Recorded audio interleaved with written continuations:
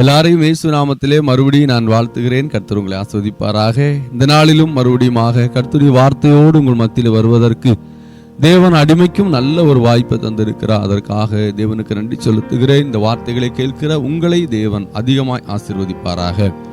பிரியமானவர்களே, நாம் வேதாகமத்தை கற்றுக்கொள்ளும்படியாக, முழுமையாக அதை நாம் புரிந்து கொள்ளும்படியாக இந்த நாட்களிலே நேரத்தை அதிகமாக எடுக்க வேண்டும்.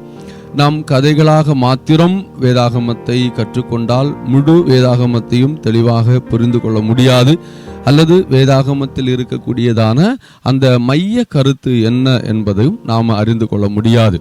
அதனால முழு வேதாகமத்தை சுருக்கமாக உங்களிடத்திலே சொல்லி நாம் தொடர்ந்து வெளிப்படுத்தின விசேஷ புத்தகத்தை கற்றுக்கொள்ளப் போகிறோம். நம்முடைய வேதாகமம் பரலோகத்தில் ஆரம்பித்து பரலோகத்தில் முடிவு பெறுகிறது. ஆதியிலே தேவன் வானத்தையும் பூமியும் சிருஷ்டித்தார் என்று ஆரம்பித்து கடைசியிலே ஆமேன் என்று முடிகிறதை நாம் பார்க்க முடிகிறது. அப்போ ஆதியிலே தேவன் வானத்தையும் பூமியும் பரலோகத்திலிருந்து சிருஷ்டித்தார். அப்போ பரலோகத்திலே ஆரம்பிக்கப்பட்டிருக்கிறது. இறுதியாக ஆமேன் என்று சொல்லி வெளிப்படுத்தின விசேஷ புத்தகத்தில் முடிக்கும் போது நம்முடைய இந்த புத்தகமானது நிறைவு அடைகிறது. அப்படியே எல்லாம் ஆயிற்று, ஆக கடவுது என்று எழுதப்பட்டு முடிக்கப்பட்டிருக்கிறது. இப்போ நம்முடைய வேதாகமத்தின் மைய கருத்தே பரலோகம்தான். பரலோகத்துக்கு நேராக நம்முடைய வேதாகமம் நம்மை அழைத்து வருகிறது. முதலாக தேவனாகிய கர்த்தர் மனிதனை படைக்கல, தூதர்களை படைத்ததாக வேதம் சொல்லுகிறது. அவர்களை 3 பிரிவுகளாக ஆண்டவர் படைத்தார். அதிலே ஒருவன் கர்த்தரை ஆராதிக்கும்படியாகவும், ஒருவன் கர்த்தருக்கு யுத்தம் செய்யும்படியாகவும், ஒருவன் தூது சொல்லுகிறவனாகவும் தேவன் படைத்து வைத்திருந்தார். அவர்களுக்கு கீழே நிறைய பணிவிட ஆவிகளையும் தேவன் படைத்து வைத்திருந்தார். இதிலே கர்த்தரை ஆராதிக்கிற லூசிபர் என்கிறதான அந்த தூதன் பாவம் செய்த போது தேவன் அவனை தள்ளினார். அதற்கு பதிலாக தேவன் ஆதாமையும் ஏவாளையும் பூமியிலே கர்த்தரை ஆராதிக்கும்படியாக ஏற்படுத்தினார். அவர்களும் பாவம் செய்தார்கள். அவர்கள் ஏதேன் தோட்டத்தை விட்டு துரத்தப்பட்டார்கள். அதற்கு பின்பதாக நோவாவுடைய நாட்கள் வரும்போது பார்த்தீங்க அப்படின்னா, நோவாவுடைய நாட்களிலே கர்த்தர் நோவாவை தமக்காக தெரிந்து கொள்ளுகிறார். நோவாவும் பாவம் செய்தார் என்று சொல்லி, அதாவது குடித்து வெறித்து இருந்தார் என்று சொல்லி பார்க்கிறோம். அதற்கு பின்பதாக கர்த்தர் ஆபிரகாமை தெரிந்து கொள்ளுகிறார். ஆபிரகாம் மூலமாக ஒரு சந்ததி உருவாக்குகிறார். அதாவது ஆபிரகாமுக்கு வாக்குத்தத்தம் கொடுத்து, நான் உன்னை பெரிய ஜாதி ஆக்குவேன். எதற்காக அப்படின்னா, பரலோக ராஜ்யத்திலே இந்த ஜனங்கள் எல்லாம் வரணும் அப்படிங்கிறதுக்காக. இப்போது ஆபிரகாமுக்கு ஈசாக்கு, யாக்கோவின் புத்திரர் 12 பேர். அந்த 12 பேர் எகிப்துக்கு போறாங்க. எகிப்தில் ஏறக்குறைய 430 ஆண்டுகள் வாழ்றாங்க. அதுல 400 ஆண்டுகள் அடிமைகளாக அவர்கள் இருக்கிறாங்க. அதற்கு பின்பதாக மோசே வருகிறார். மோசே மூலமாக ஏறக்குறைய 40 ஆண்டுகள் கர்த்தர் இந்த ஜனத்தை வழி நடத்துகிறார். அதற்கு பின்பதாக யோசுவா ஏறக்குறைய 30 ஆண்டுகள் இந்த ஜனத்தை வழி நடத்துகிறார்.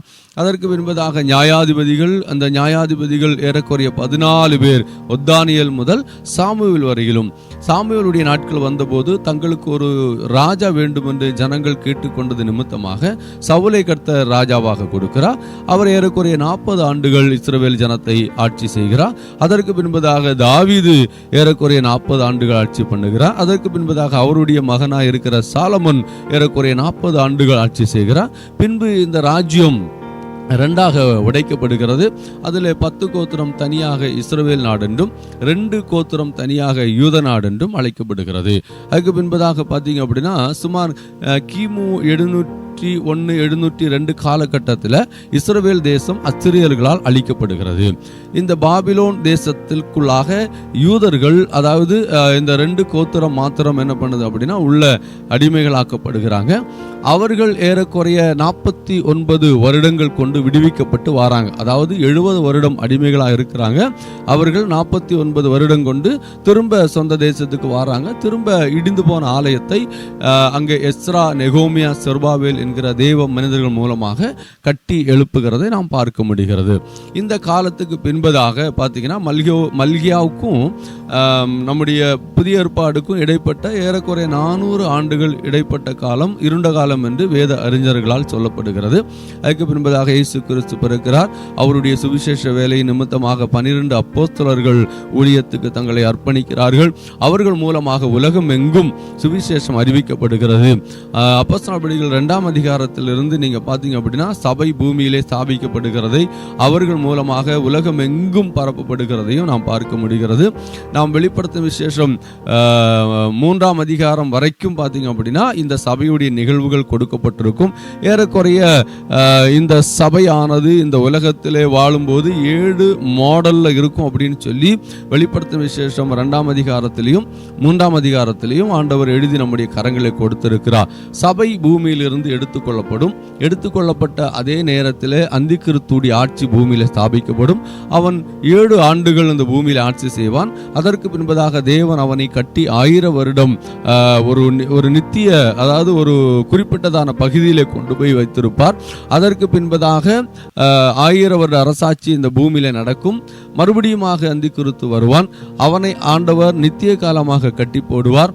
அதற்கு பின்பதாக பரலோகம் பூமியிலே ஸ்தாபிக்கப்படும் என்று வேதம் சொல்லுகிறது. இதுதான் நம்முடைய வேதாகமம். நான் 5 நிமிடத்துக்குள் முடிக்க வேண்டும் என்பதற்காக வேகமாய் சொல்லுகிறேன். நீங்கள் புரிந்து கொள்ளுங்க. முழு வேதாகமும் இப்படிதான் இருக்கிறது. இப்படி நீங்க படிச்சாதான் வேதாகமத்தை புரிந்து கொள்ள முடியும். அடுத்த செய்தியில பார்க்கலாம். கர்த்தர் உங்களை ஆசீர்வதிப்பார். God bless you.